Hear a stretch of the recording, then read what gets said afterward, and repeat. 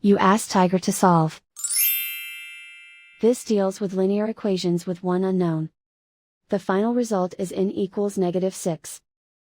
Let's solve it step by step. Group all constants on the right side of the equation. Add 6 to both sides. Simplify the arithmetic.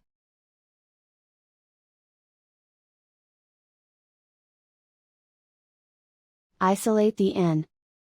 Divide both sides by -4. Cancel out the negatives. Simplify the fraction. Move the negative sign from the denominator to the numerator. Find the greatest common factor of the numerator and denominator. Factor out and cancel the greatest common factor. And so the final result is n equals -6.